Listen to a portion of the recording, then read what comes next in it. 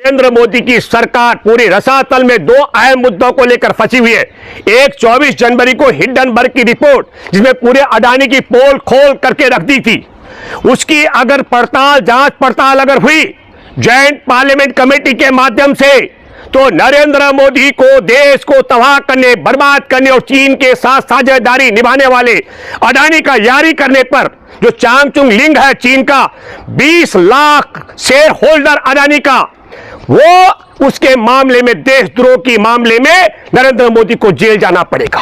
और इससे भी एक और दूसरा मसला, वो आपने देखा 14 फरवरी 2019 को चुनाव जीतने के लिए, लोकसभा चुनाव से पहले हमारे देश के 40 जवानों की हत्या कराने के लिए, मैं पुलवामा का जिक्र कर रहा हूं, जहां शंकर राय चौधरी देश के जनरल रह चुके हैं, उन्होंने कहा नरेंद्र मोदी को माफी मांगनी चाहिए। और हमारे देश में 4 राज्यों के, बिहार, गोवा, जम्मू कश्मीर और मेघालय का राज्यपाल रह चुके भाजपा के वरिष्ठ नेता सत्यपाल मलिक ने कहा कि जवानों की हत्या करवाने, खुफिया एजेंसी की रिपोर्ट को खारिज करवाने, जवानों को जिंदा पहुंचाने के जहाज न देने, और इस सारे घटनाक्रम में भी अगर जांच पड़ताल होती है तो नरेंद्र मोदी और नरेंद्र मोदी के साथ साथ में 2 अहम लोग जिनके पाकिस्तान से सीधे संबंध है, एक सैयद अली अब्बास है, पाकिस्तानी आतंकवादियों का फाइनेंसर, वो हमारे देश के राष्ट्रीय सुरक्षा सलाहकार अजीत डोभाल के बेटे का पार्टनर है। जब पाकिस्तान के आतंकवादियों से भारत में बम विस्फोट कराने हो तो सैयद अली अब्बास के माध्यम से करवाए जाते हैं। इसलिए मैं कहना चाहता हूं कि उन आतंकवादियों के हमले की रिपोर्ट खुफिया एजेंसी ने जारी कर दी थी, उसको दबाने के लिए हमारे देश में भाजपा के वरिष्ठ नेता सत्यपाल मलिक ने कहा, मेरे को राष्ट्रीय सुरक्षा सलाहकार अजीत डोभाल और देश के प्रधानमंत्री नरेंद्र मोदी जो विदेश को बिना बताए पाकिस्तान जाकर बिरयानी खाने गए थे आतंकवादियों के साथ, इन दोनों ने कहा कि आप अपना मुंह बंद रखो। अगर जांच पड़ताल होती है, और तब मैं कहना चाहता हूं, इस पूरे पुलवामा के 40 जवानों की हत्या के मामले से ध्यान भटकाने के लिए जिस तरीके से अतीक और उसके परिवार को तबाह कर दिया गया, उनकी हत्या कर दी गई, मैं ये नहीं, मेरा कोई संपत्ति नहीं है अतीक के साथ, लेकिन मैं 2 मुद्दों पर जांच की बात आज करना चाहता हूं। सुप्रीम कोर्ट में बैठे जजों को हमारे देश के अंदर संविधान लोकतंत्र की हिफाजत के लिए आगे आना चाहिए। इसकी जांच का तरीका क्या हो। 1 मार्च को अतीक की तरफ से सुप्रीम कोर्ट में याचिका दायर की गई थी कि यह सरकार मेरी हत्या करवा देगी। 28 दिन तक सुप्रीम कोर्ट ने उस याचिका को दबा के रखा और 28 दिन बाद खारिज क्यों किया गया। इसलिए जांच होनी चाहिए कि सुप्रीम कोर्ट में 28 दिन तक जिसका जान जाने का भय हो, ऐसी याचिका पर सुनवाई न करने का कारण क्या था। और जांच होनी चाहिए महत्वपूर्ण कि इसी कड़ी में कि जांच कौन करेगा। अभी ये तवाय आ रही है, हत्यारे कह रहे हैं हम बड़ा डॉन बनने के लिए मार दिए अतीक और अतीक के भाई अशरफ को। मैं आपके माध्यम से यह कहना चाहता हूं, उन्होंने गोलियां चलाई होंगी बड़ा डॉन बनने के लिए, लेकिन फिर जांच होनी चाहिए कि वो पिस्टल कहां से आई थी, वो पिस्टल चलाने की छूट किसने दी। इन तमाम प्रक्रियाओं पर मैं पहले भी बोल चुका हूं और मैं दावे के साथ में कह सकता हूं कि उनको हत्या करने की छूट उसी व्यवस्था ने दी। वो डॉन बनना चाहते थे, एक मामला है, लेकिन गैर कानूनी तरीके से दोनों को एक ही हथकड़ी में बांध करके वो मरवाने का षड्यंत्र किसने किया। या तो उसको 2-3 फायदे हो सकते हैं। एक, पुलवामा के मामले में सत्यपाल मलिक ने जो पोल खोल की थी और हमारे देश के जनरल रह चुके शंकर राय चौधरी ने जिस प्रकार माफी मांगने के लिए मोदी को कहा, इससे पूरा ध्यान भटकाने के लिए और पुलवामा की घटना से ध्यान भटकाने का फायदा मोदी को होता है, अमित शाह को, योगी सरकार और भाजपा सरकार को होता है। इसका मतलब हुआ अतीक की हत्या करवाने में इनका हाथ है।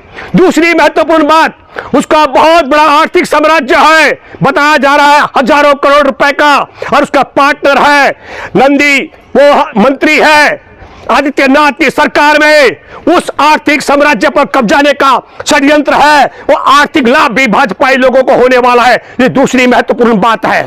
और तीसरी महत्वपूर्ण बात है, मैं आपके माध्यम से फिर एक सवाल करता हूं। 2005 में राजू पाल की हत्या हुई थी, विधायक की, बासपा विधायक की, और उसका मेन गवाह था उमेश पाल, और 2006 में अतीक अहमद ने उसका अपहरण करवाया था। और 2006 से लेकर के अतीक अहमद ने कहा मैं उसे तब तक नहीं मारूंगा जब तक कोर्ट के अंदर मेरे खिलाफ गवाही नहीं दे देगा। क्या विचित्र स्थिति है।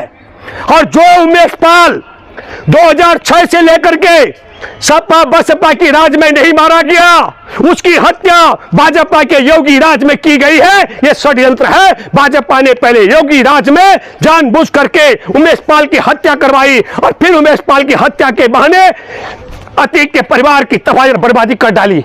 मैं ये नहीं कह रहा कि हत्याकांड में तो उनके बेटे को बताया जा रहा है ना, वो संलिप्त है। क्या कह रहे हैं? असद जो था वो उमेश पाल हत्याकांड। बिल्कुल भाई मैं कह रहा हूं, हम आपको बताना चाहते हैं उमेश पाल की हत्या निर्भीक होकर के गोली और बंदूकों के माध्यम से की गई, चाहे वो असद ने की।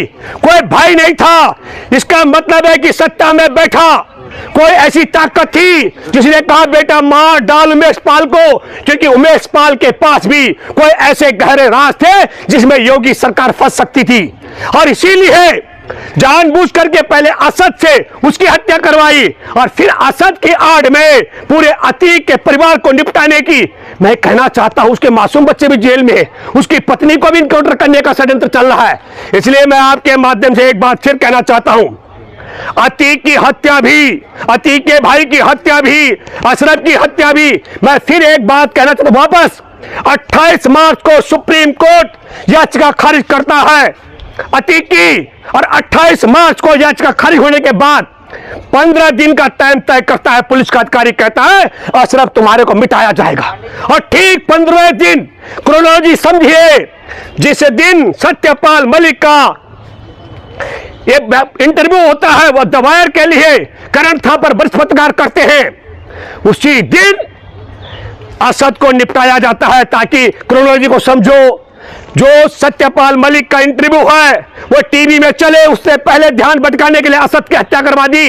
बड़ा इनकाउंटर है। पुलिस के आला अधिकारियों ने कहा हमें पता है ये दिल्ली गया, फला जगह गया, लेकिन इसको समझिए वो 15वें दिन की तारीख क्यों तय की गई थी। सत्यपाल मलिक और करण थापर की तय डेट थी कि वो 13 अप्रैल को इंटरव्यू करेंगे, एक दूसरे से मिलेंगे और उसे ध्यान भटकाने के लिए। लेकिन वो इंटरव्यू द वायर ने 14 तारीख को चलाया। इनका खेल बिगड़ गया। इन खेल बिगाड़ने के लिए इन्होंने फटक से 15 तारीख को अतीक और अतीक के भाई अशरफ को एक ही साथ हथकड़ी में बांध करके निपटा दिया। तो मैं फिर कहना चाहता हूं आप सब लोगों के माध्यम से, जो हमारे देश से, देश की सीमा से, देश की सेना से, देश के जवानों से, देश के संविधान से, देश के इंसान से प्रेम करता है, वो उठ खड़े हो जाओ और घर घर पहुंचाओ ऐसे वीडियो को कि नरेंद्र मोदी और हमारे देश के राष्ट्रीय सुरक्षा सलाहकार ने आतंकवादी हमले के खिलाफ पुलवामा में आवाज खोलने पर तब राज्यपाल सत्यपाल मलिक को चुप कराया था। इसका मतलब है ये आतंकवादी के यार और हमारे देश के गद्दार हैं। इन गद्दारों को सजा दिलाने के लिए एक ही तरीका है, इस वीडियो को घर घर पहुंचाओ, एक एक जवान के घर पहुंचाओ, एक एक देश प्रेमी के घर पहुंचाओ, एक एक संविधान प्रेमी के घर पहुंचाओ और देश के 140 करोड़ लोगों तक पहुंचाओ, ताकि पता लगे ये देश के गद्दार और आतंकवादियों के यार है। और इसी तरीके से दूसरी बात आपको बताना चाहता हूं, 15 जून 2020 को हमारे 20 जवानों को गलवान घाटी में निर्मम हत्या कर दी गई, पीट पीट कर चीन ने मारा था और चीनी सैनिकों ने क्षेत्रों को अधमरा किया था। तब हमारे देश के प्रधानमंत्री ने कहा था न कोई घुसा है, न घुसाया, न हमारी सीमा पर किसी का कब्जा है। यह बात भी झूठ बोली गई और इसकी तह में क्या है, देशवासियों से फिर कहा गया कि साहब हमने ऐप्स बंद कर दिए, लेकिन चांग चुंग लिंग है जो हमारे देश के प्रधानमंत्री का यार है अडानी, वो अडानी का साझेदार है। चांग चुंग लिंग 20 लाख शेयर होल्डर का मालिक है। हमारे देश का एयरपोर्ट अडानी को, हमारे देश का बंदरगाह अडानी को, हमारे देश का रेल अडानी को, और अडानी के माध्यम से चीन की साझेदारी हो रही है। और फिर मैं कहना चाहता हूं आपसे, अतीक के हत्यारे कह रहे हैं हम बड़ा डॉन बनना चाहते थे, लेकिन तुर्की की पिस्टल कहां से आई? हम पूछना चाहते हैं उनको इतनी हिम्मत कहां से आई, हत्या करके निहत्या खड़े हो रहे हो। वो 3 अलग अलग कासगंज, बांदा और अमीरपुर के 3 अलग अलग जगह के, उन्हें किसने मिलाया, उनको ट्रेनिंग किसने दी? इन सारी चीजों की तह में जाने के लिए मैं फिर आपको कहना चाहता हूं, इसकी जांच पड़ताल सुप्रीम कोर्ट में बैठे जजों को करनी चाहिए। वो कह रहे हैं बाहुबली, और मैं मानता हूं, क्योंकि हमारे देश के अंदर जब आजादी की जंग चल रही थी गोरों के खिलाफ, तब इनका एक स्वघोषित वीर सावरकर वो बुलबुल में बैठ के जेल से बाहर आता था। तो जिनका गुरु बुलबुल में बैठ के बाहर आ सकता है, जब उनका राज हो तो उन हत्यारों को कुछ भी किसी भी तरह से मोटिवेट कर सकते हैं। इसलिए मैं आपसे कहना चाहता हूं, देश की आर्थिक तबाही, देश के जवानों को मरवाने वाले, देश के बंदरगाह से लेकर रेल और देश के हवाई अड्डों पर चीन का कब्जा कराने वाले देश के गद्दारों को बेनकाब करने के लिए आप सब लोगों को ये हिंदू मुसलमान का झुंझुना जो पकड़ा रहे हैं उससे ध्यान भटकाना चाहिए, षड्यंत्र है। और मैं फिर कहना चाहता हूं, मैं आपके माध्यम से कहना चाहता हूं, आरएसएस भाजपा का कोई अपने बाप की औलाद है, बुलबुल के ऊपर बैठ के दिखा दे। जो नई संसद भवन बन रहा है, पुराने संसद भवन से नए संसद भवन तक उठ के जाए बुलबुल पर, मैं भूपेंद्र रावत 10,000 रुपए इंडिया गेट पे उन्हें इनाम के रूप में दूंगा।